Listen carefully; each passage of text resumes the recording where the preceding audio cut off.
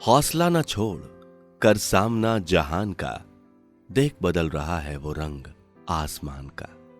13 मई 2021। सुबह 6 बजे मैंने प्रभा का तापमान और ऑक्सीजन का स्तर नापा। सब सामान्य था।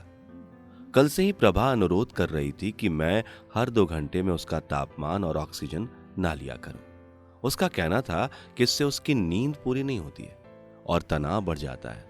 जो बात वो शायद कहना चाहती थी परंतु कह नहीं रही थी, वह यह थी कि मैं 2 हफ्ते से युद्ध स्तर पर लगातार काम कर रहा था। वह चाहती थी कि मैं अब थोड़ा आराम करूं, पर उसे पता था कि मैं उसकी यह बात नहीं मानूंगा। परंतु मैंने किसी तरह उसको अनुरोध करके मना लिया कि बस 1-2 दिन और मैं प्रत्येक 2 घंटे में आंकड़े लूंगा, फिर तो वह ठीक ही हो जाएगी। मैंने आपातकाल के लिए 2 ऑक्सीजन कैन भी घर में जुटा रखे थे। इनसे कुछ घंटे ऑक्सीजन मिल सकती थी। इन्हें मुंह के अंदर स्प्रे करना होता था और एक स्प्रे 10 से 15 मिनट तक ऑक्सीजन दे सकता था। एक ऑक्सीजन सिलेंडर भी एक मित्र के पास चिन्हित करके रखा गया था। पूरे शहर में हाहाकार मचा हुआ था। ऑक्सीजन बेड अस्पतालों में उपलब्ध नहीं थे। ऑक्सीजन सिलेंडर कब और कितने समय तक मिलेंगे उसका भी कोई आश्वासन नहीं था। उसी दिन 2 घंटे बाद सुबह के 8 बजे जब मैंने आंकड़े एकत्रित किए तो मुझे एक झटका लगा। प्रभा का तापमान सामान्य था। ऑक्सीजन 96 से 89 आ गई थी। मैं घबरा रहा था। मैंने तुरंत ही डॉक्टर को वीडियो कॉल की। इन्हें अब ऑक्सीजन सिलेंडर की जरूरत पड़ेगी, आप इन्हें अस्पताल ले जाइए। सुनकर मैंने तुरंत दीदी और जीजाजी को फोन लगाया। हमारी एक पारिवारिक चिकित्सक थी। उन्होंने 15 मिनट बाद ही कहा, जीवन हॉस्पिटल में जनरल वार्ड में एक अतिरिक्त ऑक्सीजन बेड लगा दिया है, आप सीधे वहीं पहुंच जाओ। मैंने प्रभा की तरफ देखा। आंखों आंखों में हमने एक दूसरे को आश्वासन दिया। प्रभा ने एक बैग में अपनी जरूरत की वस्तुएं रख ली।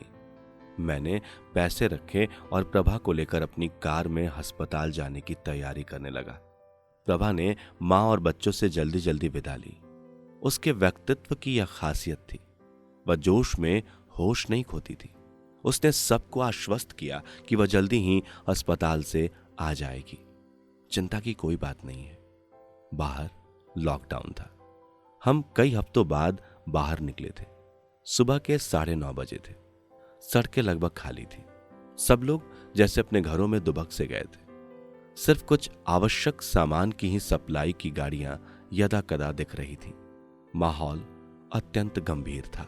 मुझे और प्रभा को अक्सर शब्दों में बात करने की आवश्यकता अनुभव नहीं होती थी। हम एक दूसरे को इतना जानते थे कि एक दूसरे को देखते ही बात समझ जाते थे। दोनों के विचार लगभग एक जैसे थे, दुनिया और जीवन को लेकर। जो मेरे मस्तिष्क में चल रहा था वो उसके भी मस्तिष्क में चल रहा था। शीघ्र, अति शीघ्र इस महामारी से छुटकारा पाना है, कोई और उपाय नहीं है। उसे मुझ पर पूर्ण विश्वास था और मुझे उस पर। अस्पताल में हमें तुरंत ही एक ऑक्सीजन बेड मिल गया।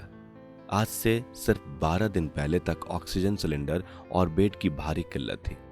बड़े अस्पतालों में अभी भी भारी किल्लत थी। यह एक मध्यम श्रेणी का अस्पताल था, 100 बेड का। यहां पहले भी मेरी एक सफल शल्य चिकित्सा हो चुकी थी। प्रभा भी कुछ साल पहले इसी अस्पताल में डेंगू के चलते 1 हफ्ता रही थी और ठीक होकर घर वापस आ गई थी। मुख्य चिकित्सक को कई वर्षों का चिकित्सा का गहन अनुभव था। पहले दिन जनरल वार्ड में करीब 10 बेड थे। हमारा 11वां बेड लगा दिया गया था। पर इस कठिन समय में अस्पताल मिलना और उसमें ऑक्सीजन की पूरी पूर्ति मिलना एक बहुत बड़ी बात थी। जनरल वार्ड में अत्यंत भीड़ भाड़ थी।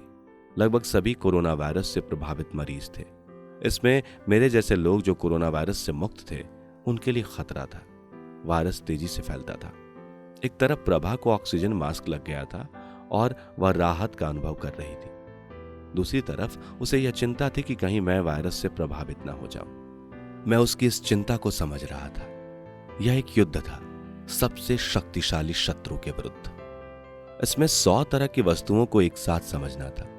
एक अच्छी रणनीति बनानी थी, जोर शोर से लड़ना था और उम्मीद करनी थी कि शत्रु दया करके हमें छोड़ दे। मुख्य चिकित्सक ने 13 मई को ही सारे ब्लड टेस्ट करा लिए थे। उसने एक चिकित्सा पद्धति निश्चित की। ब्लड टेस्ट से पता चला निमोनिया भी है। एंटीबायोटिक्स, स्टेरॉइड्स और बहुत से अन्य दवाओं के साथ रेमडेसिविर इंजेक्शन भी निश्चित किए गए और पहले दिन से सब दवाएं दी जाने लगी। मैं एक स्थान से दूसरे स्थान पर भागता रहा। दवाइयां, टेस्ट, डॉक्टर का नजरिया लेना और उसके साथ साथ मैं प्रयास कर रहा था कि प्रभा को यदि अस्पताल में कोई कमरा खाली हो तो तुरंत मिल जाए। शाम तक के अथक प्रयासों से एक ऐसा कमरा मिल गया जहां सिर्फ 2 ही बेड थे। मैंने भागकर प्रभा को यह अच्छा समाचार दिया तो उसने थोड़ी राहत की सांस ली। 13 मई की रात को ही प्रभा को उस 2 लोगों के साझा कमरे में स्थानांतरित कर दिया गया। रेमडेसिविर इंजेक्शन पहले दिन 2 लगते थे, वो लग चुके थे। अगले 4 दिन एक एक इंजेक्शन और लगना था। बाकी सब कोरोना वायरस की आधिकारिक दवाइयां चल रही थी जो ऐसी परिस्थिति में सब अस्पताल दे सकते थे। 10 मिनट अब मैं प्रभा के साथ बैठ पाया। हम दोनों ने एक दूसरे का हाथ पकड़ा। कठिनाइयों के बारे में बात करने का कोई लाभ नहीं था। सब जल्दी ठीक हो जाएगा ये कहना हम दोनों के लिए जल्दबाजी होती। हम एक दूसरे का हाथ पकड़कर बैठे रहे, चुप रहे। दोनों को ऐसे ही शांति मिलती थी जब भी हमें शांति की तलाश होती थी। जीत ही लेंगे बाजी हम तुम, खेल अधूरा छूटे ना, प्यार का बंधन टूटे ना।